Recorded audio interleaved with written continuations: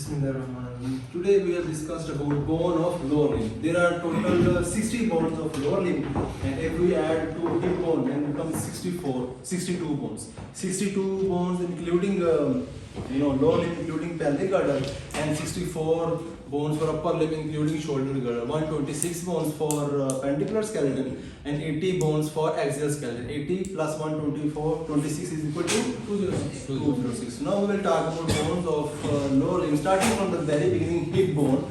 The other name of hip bone is coxal bone, or it is also called innominate bone. Why it is called innominate? Innominate is a characteristic feature of any bone which is made up of after fusion of multiple bones. So hip bone is formed by the fusion of three bones: ilium, ischium, and pubis. So that is called innominate bone, and it is the largest irregular bone. As we know, we have talked about long bones, short bones, flat bones, pneumatic bones, sesamoid bones, and irregular bones.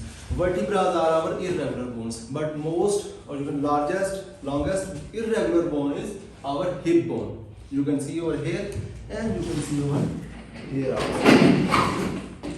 Hip bone.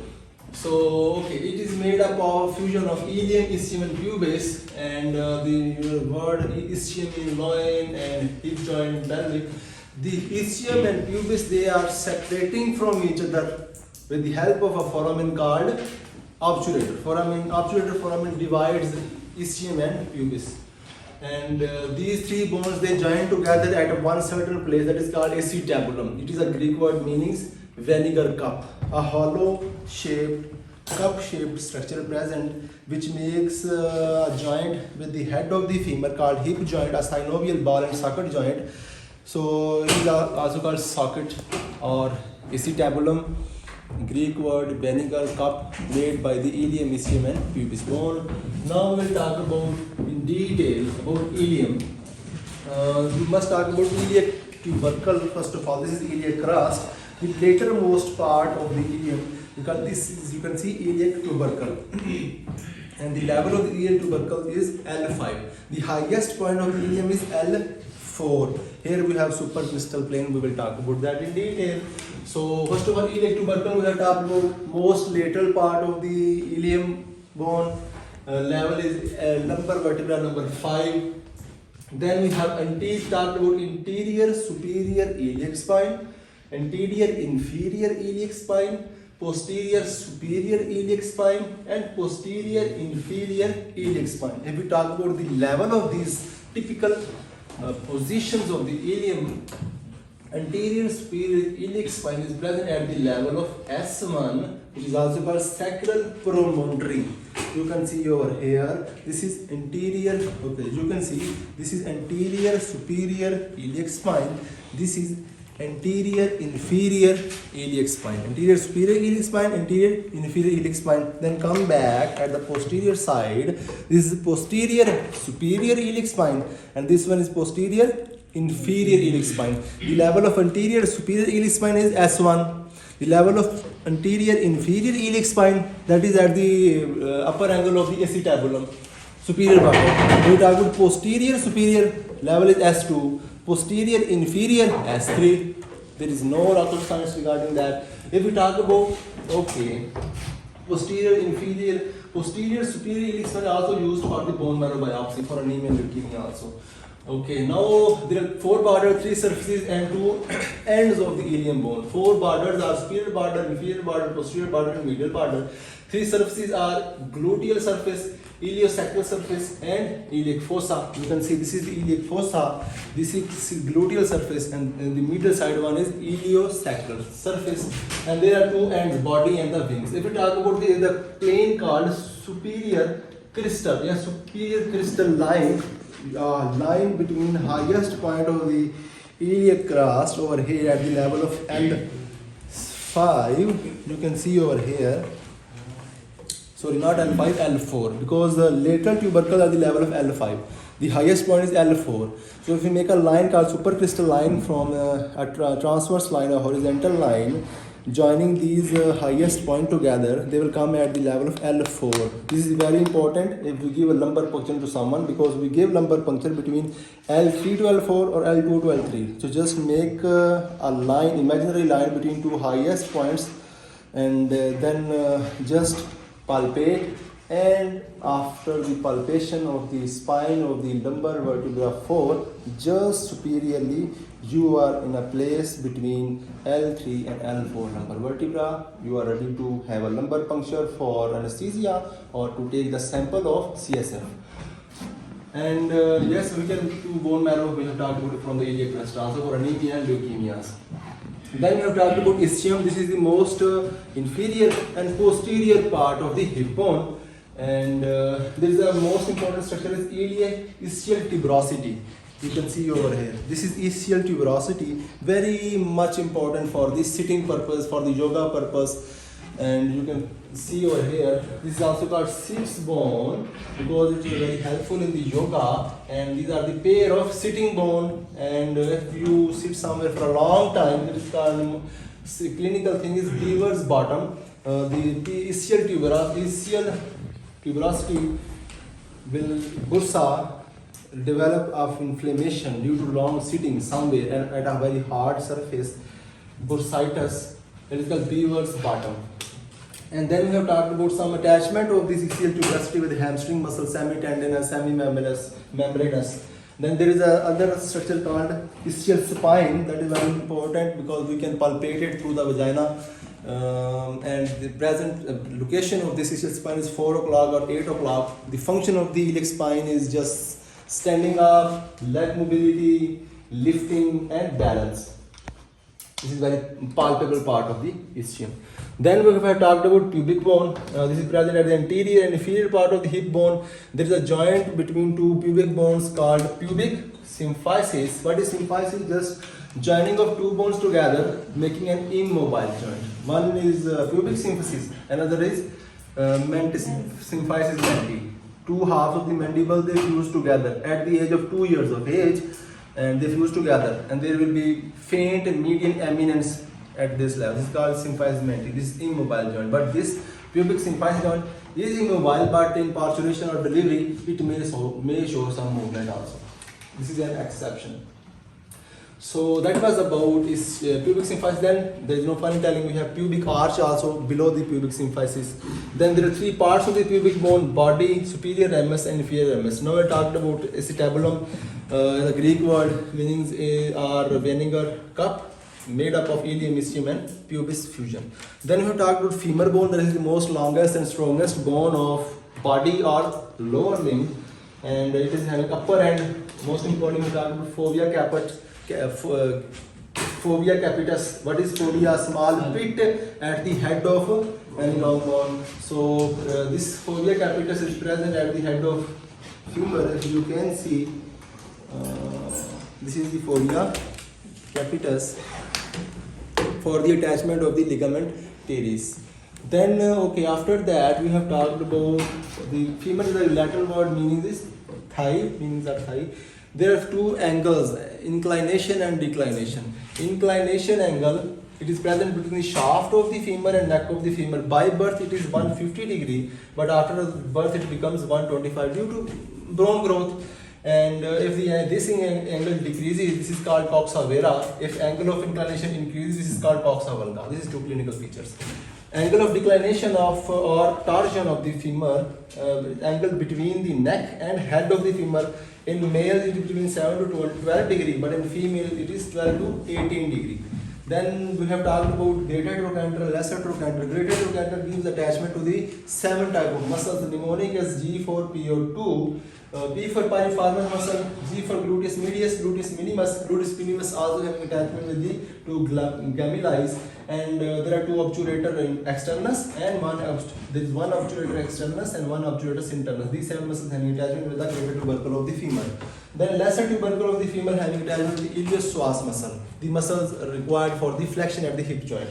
Then we have intertrochanter line, which is makes an attachment for the capsule of the synovial joint of ball and socket joint present in the hip joint. You can see hip joint, it is a type of synovial joint, ball and socket joint. Every synovial joint has a capsule and for that capsule attachment we have a line called intertrochanter line where we have a attachment of that synovial joint capsule. Then intertrochanter we have a tubercle also called rear tubercle attachment for the quadriceps femoris muscle. Now we have talked about something else about femur, that is shaft of the femur. In shaft of the femur there are three things you must forget in your life. Linea aspera present at the posterior middle, 1/3 of the femur having attachment of for 9 muscles. Then we have medial lip and lateral lip. Medial lip at the shaft of the femur having attachment with the vastus medialis and lateral lip having attachment with the vastus lateralis muscle. Then there are, if we talk about lower end of the femur, that is the growing end of the femur, because of having a nutrient artery going upward. This is the growing end of the femur, lower end having medial epicondyle and lateral epicondyle. Medial epicondyle have two parts, above and behind. Above part of medial epicondyle having attachment of the tibial collateral ligament, and behind of medial epicondyle we have attachment of the adductor tubercle muscle. We have adductor tubercle for the adductor muscle attachment. Then for the lateral epicondyle we have attachment of medial fibular collateral ligament, and we have a cruciate ligament. In order to understand which lateral or medial, which epicondyle having attachment with the anterior posterior, which cruciate ligament, we have a mnemonic called LAMP. It means the lateral epicondyle will attach with the anterior cruciate and medial epicondyle will attach with the posterior cruciate ligament. You can see over here lateral epicondyle gives attachment to the anterior cruciate ligament and medial epicondyle gives attachment to the posterior cruciate ligament. Then we have talked about ossification of the femur joint of the femur, and this is the first long bone to ossify after clavicle, because we know clavicle is the first long bone to ossify. But if we remove clavicle from the list, then femur is the first bone to ossify, first long bone to ossify. And then primary ossification center are shaft and the neck of the femur starts from the 7th week of intrauterine life. And they have upper end and lower end. Upper end of the femur, there is no point telling, we have head, neck and trochanters. Upper end of the femur having 3 secondary ossification centers, and lower end of the femur having one secondary ossification center that fuses at the 9th month of fetal life. So that is very important for the medical legal aspect. Medical legal importance is that we can check the viability of the fetus with the help of these features, because lower end fuses or having a secondary ossification at the 9th month of fetal life. Then we have few clinical features that regarding with the femur are intracapsular fracture, this is also called subcapital fracture, and extracapsular fracture or pretrochanteric fracture. Intracapsular fracture lead to the avascular necrosis because we have a median circumflex humeral artery gives a branch called tentacular artery. This retinacular artery having blood supply in the intracapsular fracture, that's why it is due to the avascular necrosis, but that is absent in extracapsular fracture. So there will be no avascular necrosis in extracapsular or pretrochanteric fracture. Now most common dislocation of the femur joint is posterior, that will lead to the damage of the sciatic nerve. But we have talked about that acetabulum by birth is weaker at the superior level. So the head of the femur will go upward due to the weak superior part of the acetabulum. That will lead to also the shortening of the thigh, and there is a sign called Trent-Allenberg's test positive and lurching gait will be there. We have talked about that in detail in the previous classes. So now we have talked about this posterior dislocation of the femur will lead to the shortening and medial rotation of the thigh due to the action of the two muscles, gluteus medius muscle and gluteus minimus muscle. Then there are some features regarding to the age, like if there is due to an accident or unfortunately if there is forceful medial rotation of the thigh, then if the age is less than 16 years of age, it will lead to fracture of the shaft of the femur. But if the age is between 14 to 40 years of age, it will lead to bucket handle fracture of the medial meniscus. But the age is 40 to 60 degree of the patient, then it will lead to Port's fracture of the leg of the patient. And if the age is more than 60, that is more common in females, because we know 60 degree or 60 years of age is more than 51, because 51 we have talked about is the age for the menopause. 51 years is the age of menopause. After 51, If there is any kind of osteoporosis or a fracture of the any bone, we will call it post-menopausal fracture or post-menopausal osteoporosis. But because we know that after menopause, the level of estrogen goes decrease in the body of the female. Due to decreased level of estrogen in the body, that will decrease the density of the bone. And due to decrease in the density of the bone, bone becomes porous, weak, and then will be more vulnerable and susceptible to any kind of fracture in a little trivial kind of injury or little minor injury or minor kind of stroke. So after more than 60 years of age, in mostly females, due to osteoporosis or degenerative collar femorale, which is also called true neck of the femur that carry the weight of the body, also degenerate. So that was about age-related factors. Now at the end we will talk about patella, that is the largest sesamoid bone of the body. What is sesamoid bone? We have talked about that. Sorry, sesamoid bones are those bones which are present in the tendon of any muscle, like sesamoid bone present at the patella, it's a sesamoid bone present at the tendon of quadriceps femoris muscle. Then fibula, sesamoid bone present at the lateral head of the gastrocnemius muscle. Then we have pisiform bone, which is also sesamoid bone. But patella is the largest sesamoid bone so far, and invented by the scientists. Present in the tendon of quadriceps femoris muscle.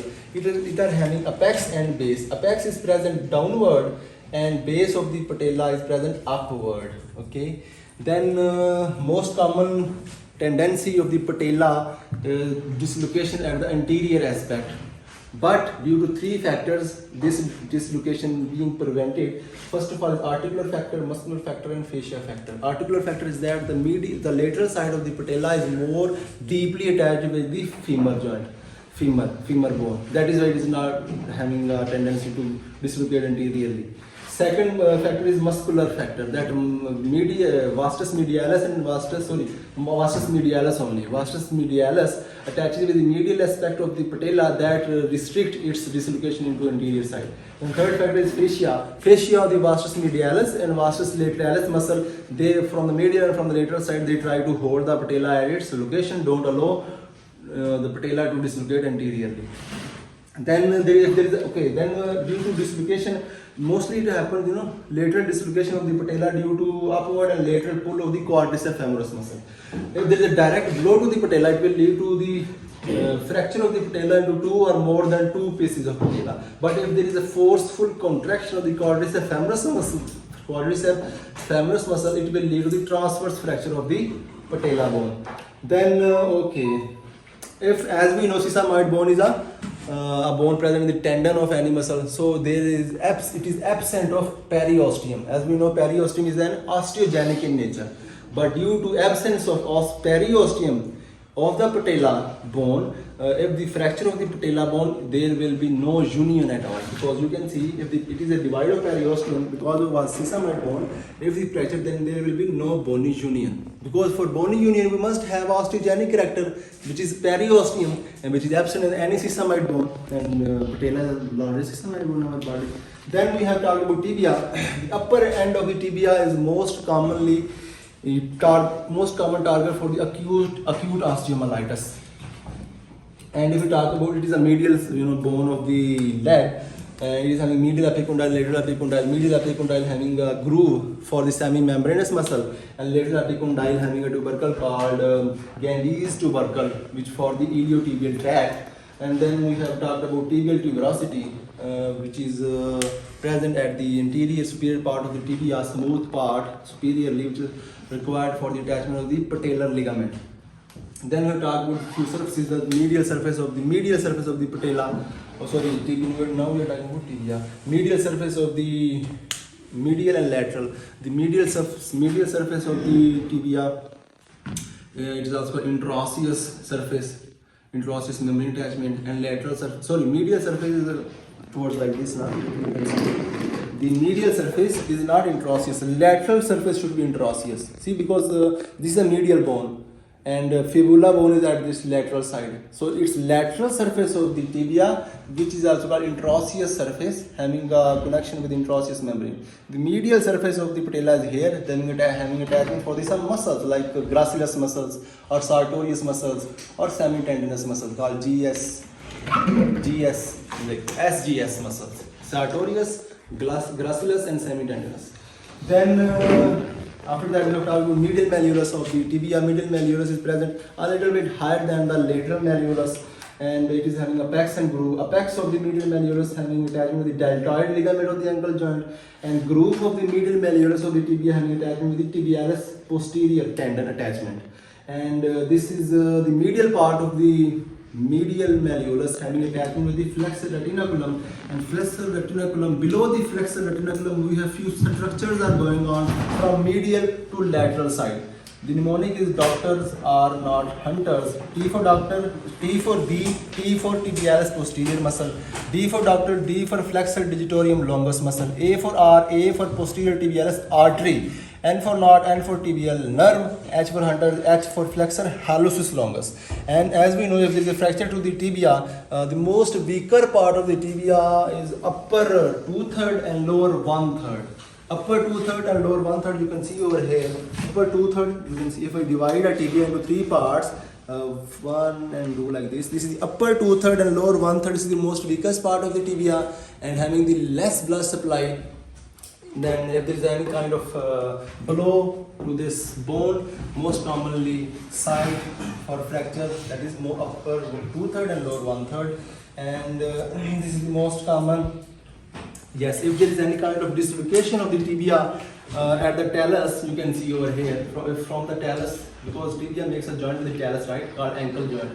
If it dislocates anteriorly from the lower level of tibia, is if it dislocate anteriorly, that is the most common ankle injury.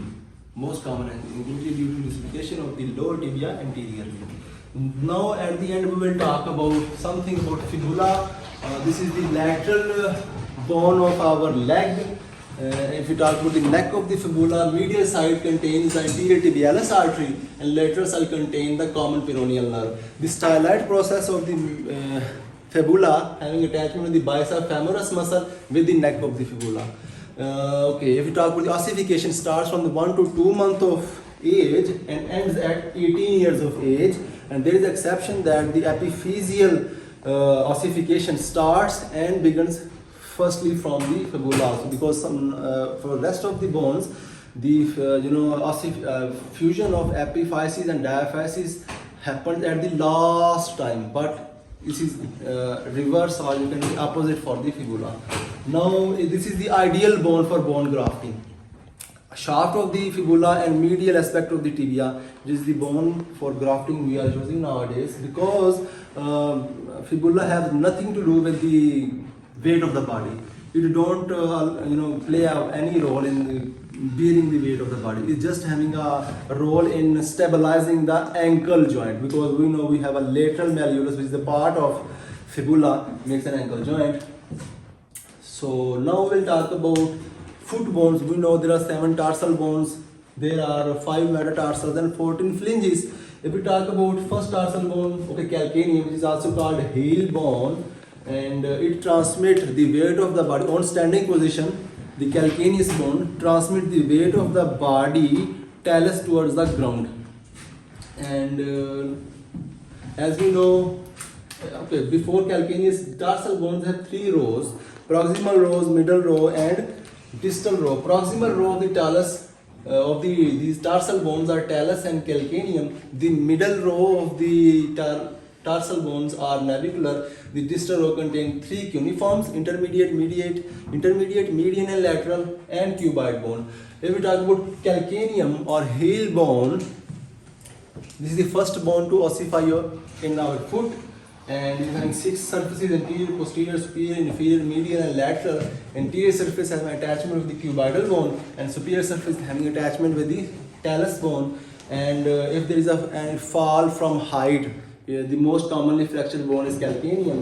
And if there is a forceful inversion of the foot, the movement of sole of the foot towards the midline is called inversion.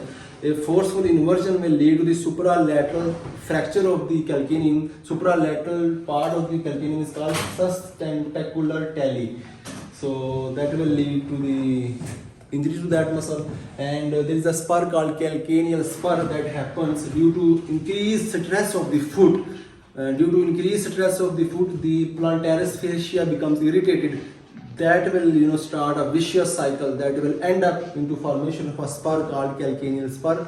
We have to intervene surgically to remove that 100%. Otherwise, we do some precaution measures. We use some soft shoes and all that too, because this is a very painful condition. Then we have talked about talus or ankle bone, which is a tortoise shaped bone. And if we do a forceful dorsiflexion at the foot joint, that will fracture at the neck of the talus. And this is the only bone in the body which having no muscular attachment, no tendon attachment. And after that we have talked about navicular or little sheep. This is the boat-shaped bone. It makes the transverse arc of the foot. Please don't forget this thing. Transverse arc of the foot. Then lateral longitudinal arc of the foot. Now then we will talk about medial longitudinal arc of the foot. If we talk about the talus, it makes the medial longitudinal arc of the foot. Navicular makes the transverse arc of the foot. And cuboidal bone makes the lateral longitudinal arc of the foot. Cuboidal bone having 6 surfaces: dorsal surface, plantar surface, superior, inferior, anterior, posterior surfaces. And if we talk cuneiform bone, having medial cuneiform, intermediate cuneiform, and lateral cuneiform bone. Medial cuneiform bone is the largest, and intermediate cuneiform is the smallest bone. And if we talk about metatarsals, we have 5 metatarsals, fortunately. First metatarsal bone is strongest, and second metatarsal bone is longest.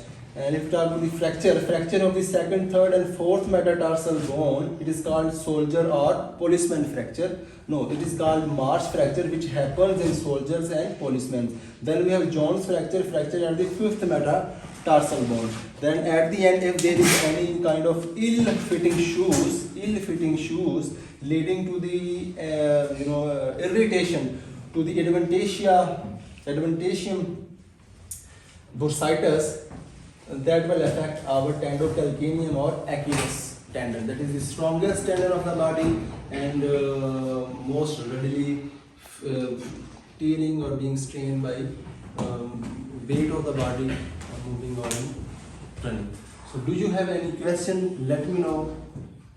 No, sir. Is there anything I left? No, sir. Are you sure? Yes, sir. Okay, thank you so much.